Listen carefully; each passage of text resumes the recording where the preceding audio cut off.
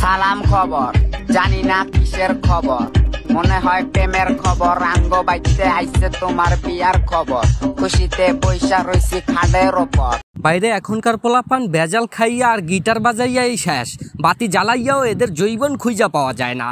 কিন্তু এই দাদাকে দেখেন, এই বয়সে আইসাও তার জৈবন কিভাবে টকবক করতেছে, যা তার আঙ্গুল লাড়ানোর স্টাইল দেখেই বোঝা যাচ্ছে। যাই হোক, হ্যালো এভরিওয়ান, আবারও নিয়ে আসলাম আপনাদের মাঝে একটি মজার হাস্যকর ভিডিও।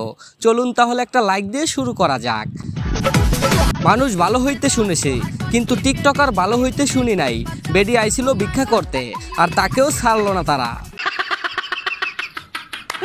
প্রেম কম বেশি সবাই করছেন, কিন্তু আপনার এক্সকে কখনো পুটির ভিতর লাত্তি মারছেন এইভাবে?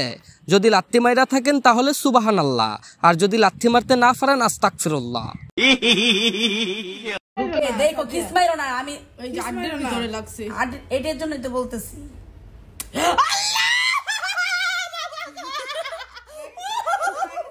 এই জন্যই বলি রে ভাই, এখনকার মেয়েদের নর্মালে কম, সিজারও হয় বেশি। সামান্য এটুকু যন্ত্রণায় যদি এতটা চিল্লায়, তাহলে সেই বিভীষিকাময় সময়ে এদের কি অবস্থা হতে পারে একবার ভাবেন। তাই তো পরিবার, আত্মীয় স্বজন সবাই ভয় পেয়ে বলে, থাক ভাই, আমার নর্মাল দরকার নাই, আমরা সিজারই করাতে চাই। সঠিক বলেছেন। সবার কাছেই এখন আইফোন আর ভালো বাজেটের একটা ফোন আছে, কিন্তু আগে বাটন ফোনে তোলা ছবির ফিল এখনকার মানুষ কোথায় পাবে বলেন? যা এই মুরব্বী এখনো পাইতাছে। আমি বিশ্বাস করি না।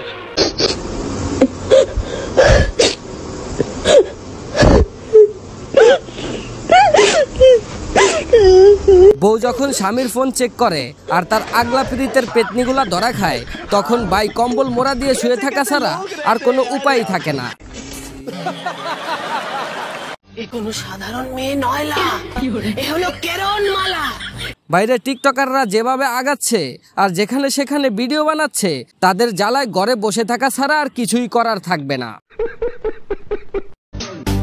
মেয়েরা বাড়িতে এটা খাবে না, ওটা খাবে না, কিন্তু বাজারে ফুচকাওয়ালা পুটকি চুলকিয়ে ফুচকা দেবে, ওইটা কিন্তু ঠিকই খাবে।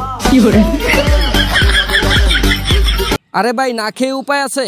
ফুচকাওয়ালা অনেক পরীক্ষা নিরীক্ষা করে দেখেছে, পুটকি চুলকায়া ফুচকা দিলে সেখানে কাস্টমারের ঢল পড়ে যায়, তাই তো তারা পুটকি চুলকায়।